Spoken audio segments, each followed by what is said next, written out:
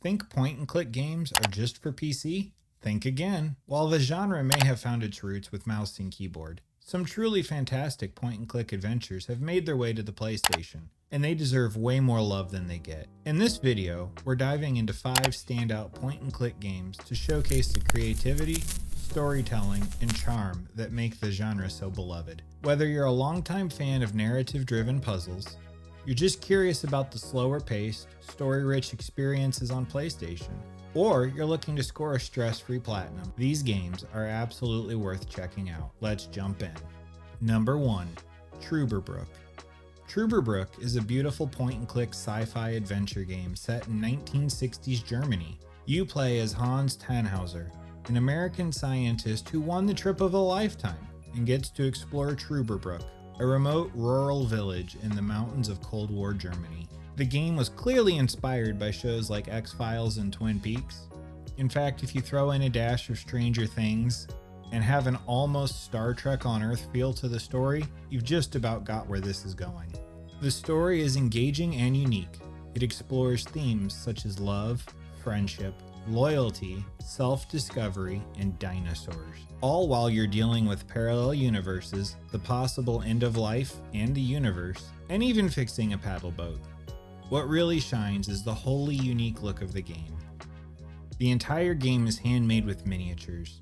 Seriously, even if you don't like point-and-click games, even if you don't like the story, play this game just to experience how it looks. I spent my entire time with this in constant awe of how amazing everything is, thanks to the love and care they put into the visuals. While PSN Profiles doesn't have a guide yet, PlayStation Trophies lists the game as a 2 out of 10, taking about 3.5 hours to complete.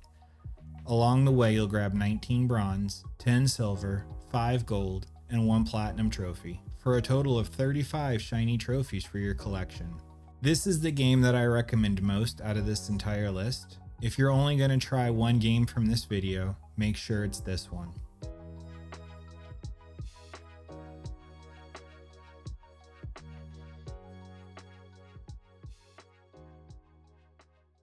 Number 2. Deonia.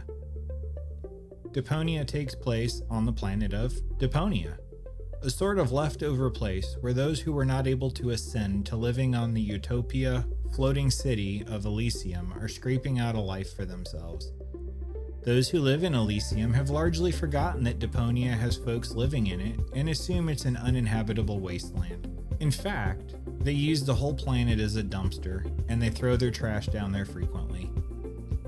You play as Rufus, a young man doing everything he can to get to Elysium. Along the way, he encounters a young woman named Goal. She is in a bad situation, and while trying to help, Rufus makes it worse. The entire story stems from this encounter and is both poignant and hilarious. Like most point-and-click games, the puzzles don't make immediate sense.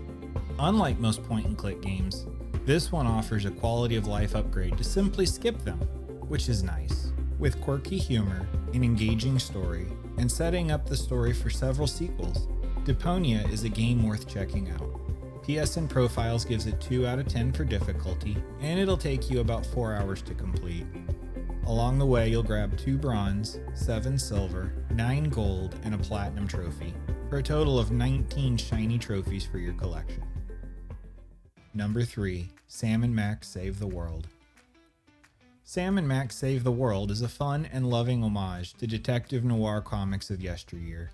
In it, you play as Sam, and gather items to use to solve puzzles throughout the adventure, in your pursuit of answers to the assignment you've been given.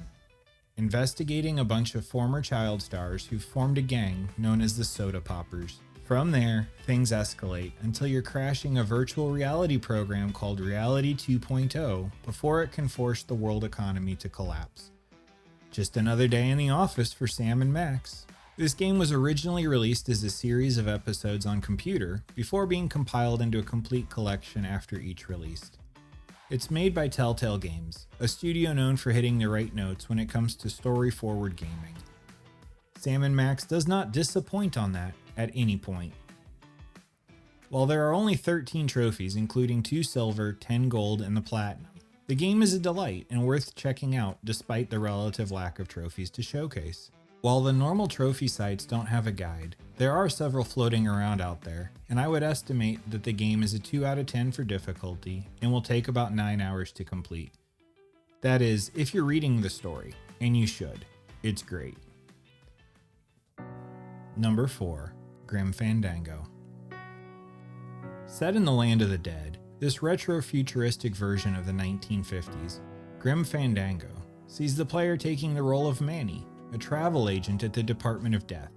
He is stuck there until he can pay off his debt to the powers that be.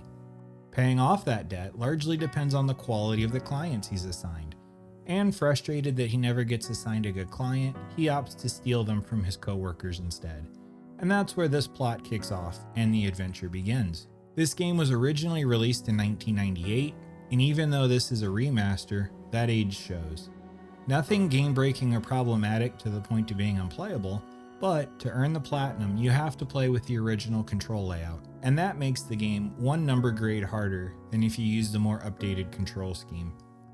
Still, this is a classic, a must-play if you're a fan of point-and-click adventures. It's up there with Monkey Island, Sam & Max, or our 5th entry for most famous examples of the genre. This is also the only game on the list that had me laughing out loud consistently. The writing, art style, and humor are all perfect if you're in the mood for a south of the border themed, noir travel agent, greater plot unfolding adventure. Just be sure to use a guide, as the puzzles are completely bizarre and seemingly random, and I'm not sure how anyone got through them without assistance. Grim Fandango is technically a 1 out of 10. I would rate it a 2 out of 10 because of the controls, and it'll take 13 hours to complete. You're going to end up with a hefty 48 trophies, including 38 bronze, 7 silver, 2 gold, and that shiny platinum. Number 5. Leisure Suit Larry. Leisure Suit Larry is probably the game series everyone my age knows about and has never actually played. Well, I did. Once. And let me tell you, I should have played it when I was 20, because it would have been perfect then. Now, it's kind of like watching something the C-tier National Lampoon's cast came up with to show on basic cable at 2 a.m. And that's okay. It's a well-made game. I just missed the age where I would have thought this was hilarious. The whole point of Leisure Suit Larry, Wet Dreams Don't Dry, is to get laid. The issue is, Larry is no longer at the seedy bars of the 70s. He's thrust. Get it? Thrust. Into the 21st century. It's no longer free love and shag carpets, and Larry is not happy about that in the slightest. Along the way, while looking for true love, even if it's only for tonight, Larry will uncover and foil a sinister plot. That's it. That's the story. Other than the PG-13 double entendres and visual gags that, depending on your mood, may actually make you gag. But unlike certain kinds of entertainment, no one is claiming to play Leisure Suit Larry for the plot. You're here to see what boundaries the game will push. And in that, so far as I can tell, the game delivers on what made it famous. As far as collecting those trophies, there are 32, consisting of 18 bronze, 8 silver, 5 gold, and the platinum. Most of them are highly conditional trophies to the point of being missable, so follow a guide when hunting for a completion. You'll be hard at work trying to pick up chicks for about 5 hours. Thank you so much for watching the video. I hope you found something that you wanted to play. And if you wouldn't mind, hit the like button for me. It really does help. Also, if you're not subscribed, please consider doing so. After all, I'm here almost every day trying to help you out and give you just a little bit of brightness in an otherwise dreary world. Until the next time, I'll catch you later.